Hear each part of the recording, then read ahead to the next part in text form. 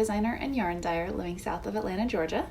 I'm so happy that you stopped by my podcast today, as I really do believe that there's just something about yarn that brings us together. Apologies for this episode being a little bit tardy. As you guys know, if you have been following my Instagram, I've had a little bit of a rough couple of weeks.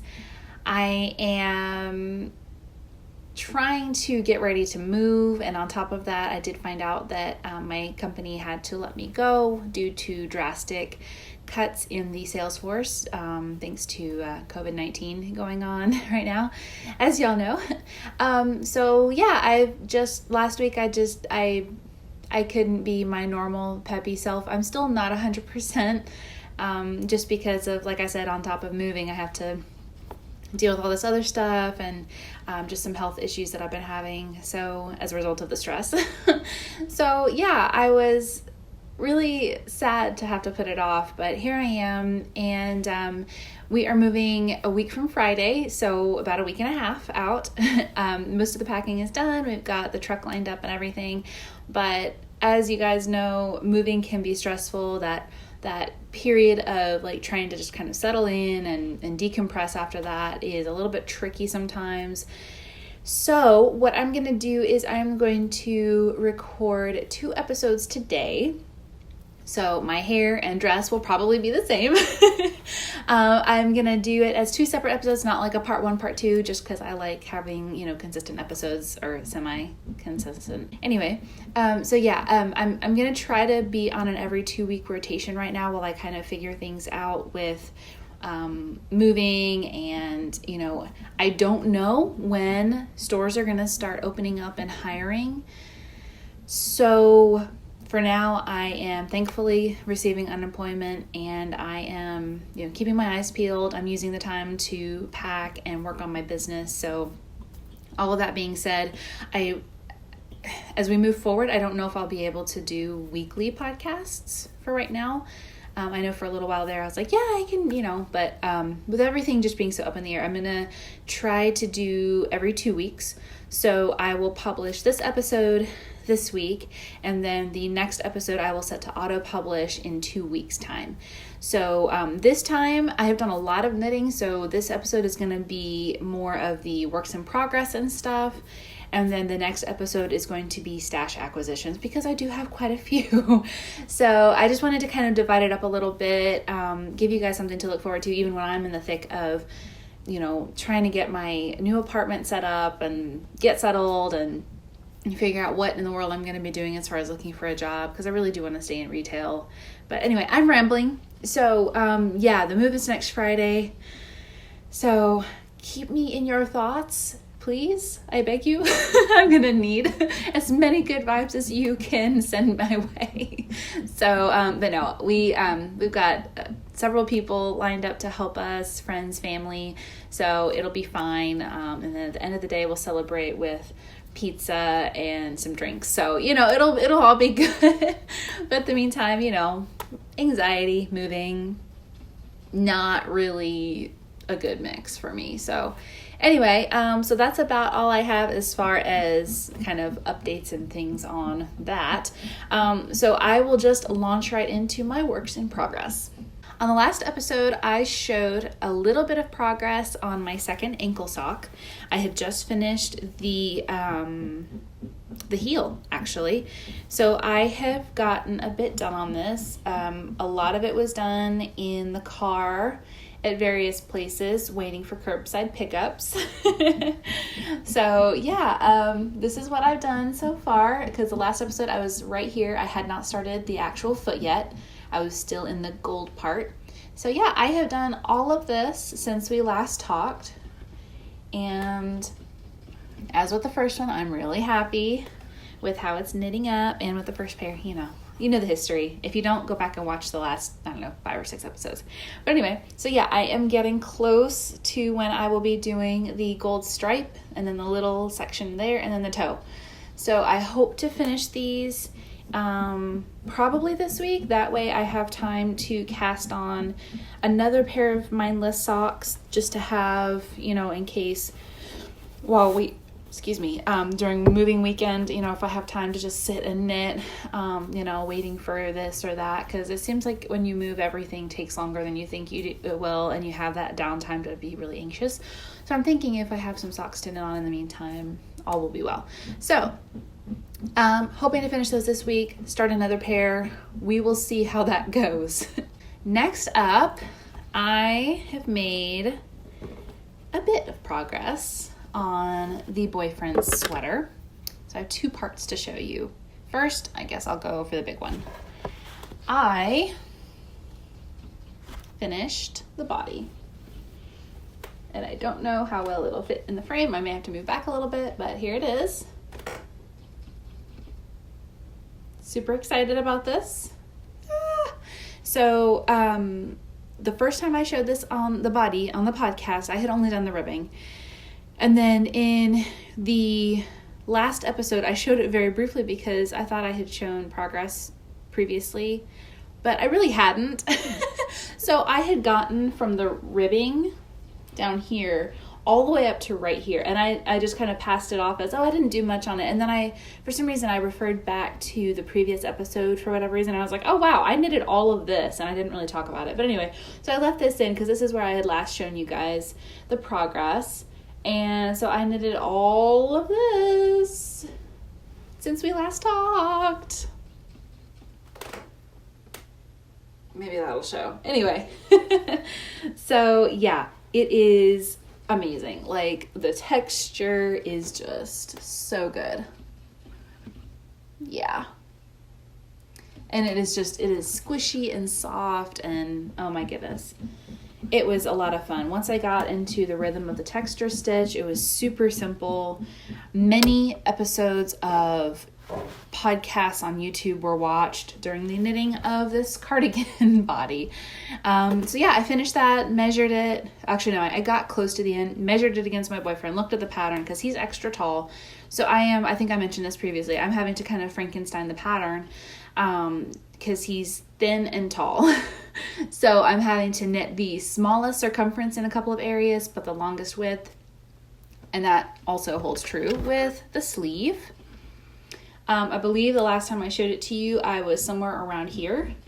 So I finished the body and I was like, okay, I can always add a little bit extra if I have to. Once I have the sleeves done, I can kind of see how they'll fit together and make sure, measure it against him and make sure. So I left the body. I think I'm done though. I just added, a couple of inches to it to accommodate his extra long torso.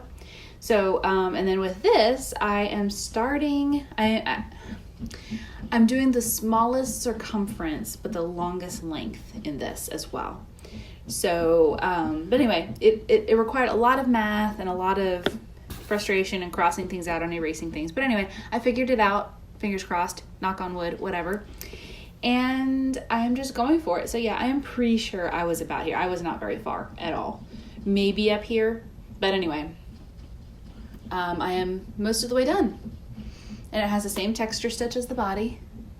So it's going to be super just squishy and warm. And I am excited to get to the point where I am joining the sleeves in the body and can make some,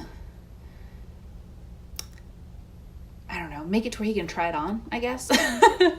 So anyway, yeah, that is I don't have the pattern right here. It's somewhere over here. That is the Ranger Cardigan by Jared Flood. And I am using my superwash worsted Annie yarn, hand dyed by Moi in the colorway Just a Shadow. So that's kind of a recap there. Yeah, I am thrilled. I dyed 10 skeins and I think 2.5, probably 3 skeins went into the body, and I would say maybe 1 skein so far, almost worth. I dyed it in 2 dye lots, and the dye was weird, and there was enough of a difference that I am alternating every 2 rows on everything. Same dye bottle, same everything, which you'll know if you've watched previous episodes. But as is the nature with hand-dyed yarn, you can have everything exactly the same, and there's still a difference. Yeah. I should be good with 10 skeins. That's it on the Ranger Cardigan. And I do have one more. Let me grab it. Okay. I cast on something new. and I am super happy about it. I have not, I know I talked about it on Instagram, but I have not actually said that I cast it on. So this will be a little bit of a surprise for you. Maybe not, I don't know, maybe you know me better than I think, but anyway. I cast on the Fintry shawl, and I am so excited. Look at that. It's so gorgeous. So there's the pattern. I don't know if it's going to focus. There we go. So this is the gorgeous Fintry shawl by Knox Mountain Knit Company. I don't know why I'm having trouble, like tongue twisters. Anyway, Knox Mountain. Yes, I love it. This is my Superwash DK base, hand dyed by me in my sage colorway. And this is the first skein here. And I've gotten all of this done. I'll hold it back here so you can see just how much I've actually gotten done. It's kind of curling as knit does. Hopefully you can see that. But yeah, I got a lot done. And then I went ahead and wound up the second cake just so I have it. So it's the first one and then second one for comparison. So yeah, and this is a 3 skein project. So I'm probably about almost halfway through the first skein, I would say. Ish, maybe a little less. But yeah, I really love, I don't know if I'll be able to show you. It's hard to see it when it's not blocked, but the lace is just gorgeous. So yeah, the only thing that I wish the pattern had was a chart, because I do prefer charts over written instructions. But I do have a software that I could potentially use to pop the written instructions in and create a chart of my own. So I'm thinking about doing that, because with the lace, you repeat like 48 rounds like 4 times. So I think it might speed me up a little bit. I don't know, we'll see. But otherwise, everything is very clear and concise and well written in the pattern. I love the design. I'm just enjoying it so much. And, the shape is obviously something a little bit different than I normally do. I usually do triangle shawls and stuff. So I'm, trying to branch out a little bit, and it's fun. It's been really easy to make so far. Again, YouTube knitting. So, and I'm really enjoying, this is my first project with my DK weight yarn. So I'm really enjoying it, and yeah, I will definitely keep you guys posted. Well, I have reached the end of my knitting, and that went a lot faster than I thought. I've made so much progress on everything, and then talking about it and talking it through is just like, and it's done.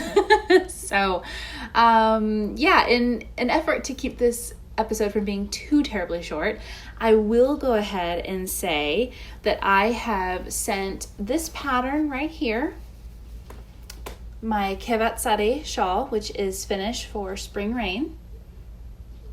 This is knit in Quince & Company Chickadee, 4 skeins.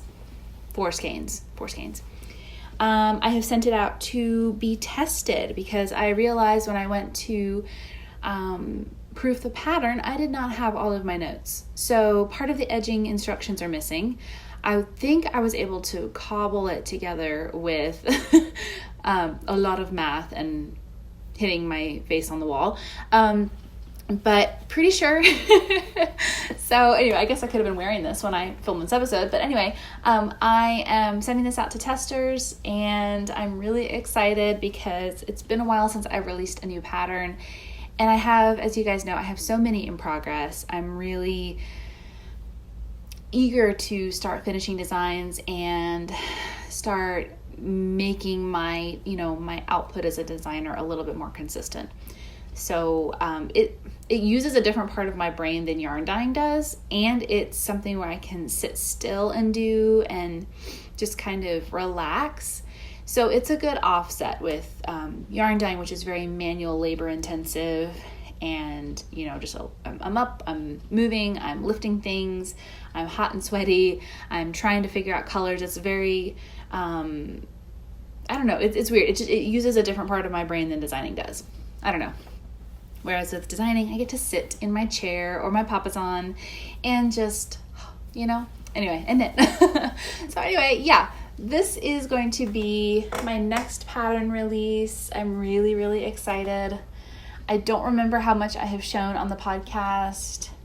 So here's just a little peek here. So, but yeah, I love it. Let's see. It's just one of those simple triangle shawls you can kind of put on like this. And it was great to wear to work, with a little bit more neutral colors or quiet colors. It goes with a lot. Not really well with this dress, but it looks really good over, like, I have a couple of black cardigans that I would wear to work, or gray, and it just, so yeah, new design, almost done, being tested. I will keep you guys posted on the process with that. And once my first tester makes sure that everything is written well in the pattern as far as the edging, the missing notes and everything, I may ask for a couple of extra testers. So if that's something that you are interested in, make sure you are following me on Instagram, because that is where I will be putting out the test call. If I got it right and I don't, like my tester comes back and it's like, hey, I think it's good and, everything looks good, I may not need extra testers. I don't know. I'm trying to decide, because I want to get this out while it's still spring. Sort of, a little bit. I don't know. Yesterday was high in the 80s, so, But anyway, let me know if you are interested in that, if I put out the call on Instagram. That is it as far as actual stuff. Now I'm going to dip into the realm of dream knitting and plans. I know I mentioned on Instagram that I would like to knit a tee, like a lightweight tee, going into spring. Oh, we're in spring. Duh, I just said that. Anyway, going into summer. So I had several great recommendations, sorry, words are hard today. Recommendations made in the little question box that I put on Instagram, and one of them was the Tanya, which is definitely on my radar. Soldotna, definitely on my radar. I'm also looking at the Novelli. So those 3 Caitlin Hunter patterns.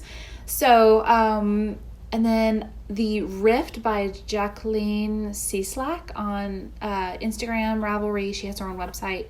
I just actually was introduced to her as a designer through Christy Glass Knits on YouTube, which I will come back to. So yeah, I really like all of the suggestions. Another one mentioned the new tee by Andrea Mowry, 83. I can't remember. Yeah, so all really, really good suggestions. If you have any, if you're not on Instagram and missed that call and would like to give any suggestions, I wanted to go ahead and post it here too, because I would like to, make sure that everybody has a chance to give their input. I'm still trying to decide. I have the yarn for the Soldotna that I got last year at Stitches United. So I am thinking about potentially casting that on, because the yarn is sitting there ready, waiting. Whereas with the Tanya, the Rift, Novelli, I don't actually, I would have to do a lot of figuring out and potentially have to order some yarn for one of those. But anyway, yeah, if you have any other suggestions, please, please, please drop them in the comments below. I would love to hear what you think I should make. I think that's it as far as the knitting content in general.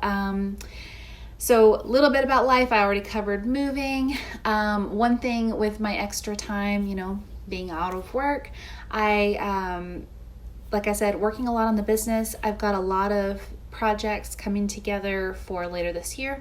I'm working on some collaborations with some friends, and I'm really, really excited. So I've got 2 or 3 collaborations that will be coming out as we get closer to late summer into fall. And then some also really exciting things regarding my hand-dyed yarn. I am exploring a little bit, and having a lot of time off has really, it's been conducive to a lot of soul searching. So and I realized that some things about my business don't really fit with who I am anymore. So I am exploring some different things as far as how I run the business, what I do. I can't go too far into it because I don't want to spoil anything. It's going to be announced a little bit later on as we get closer. So just definitely keep posted on Instagram, here on the podcast, because I will be talking about some things. I've come to realize some things about myself, about the business. Yeah, it's really been good. A lot of growth. I am a number 6 in the Enneagram, and one of the things that I have really learned about myself is that it's really difficult to ask for help.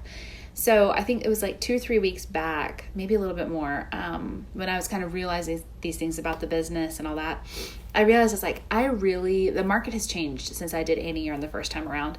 And I was one of the first people doing what I did, as far as being an independent hand dyer. So, and now indie dyers are everywhere. So it's different. It's Instagram is where it's at. Whereas when I was doing Annie Yarn the first time, it was Ravelry, Facebook, maybe a little bit of Twitter. I don't know. I didn't really do Twitter, but my main avenues of finding customers were through like the subscription boxes I was in, and Ravelry, really.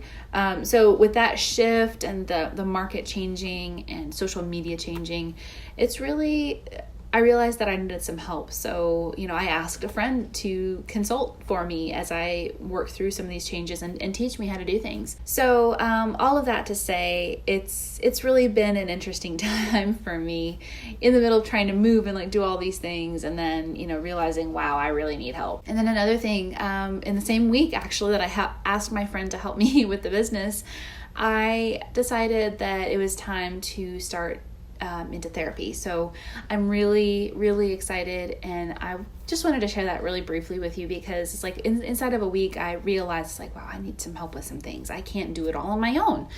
And as a 6, that's kind of difficult. Anyway, just a lot of really good things happening right now, and I'm excited to see where it all takes me, and just, like I said, quick plug for therapy. It really does help. I've only had 2 sessions, and I can already tell that things that I was stuck on, I didn't know how to get past. I didn't know how to, it's like you can only get so far in your own head, and you need somebody who understands psychology and understands the workings of the human mind, and, even to a degree, how the Enneagram works and our different personalities and things like that.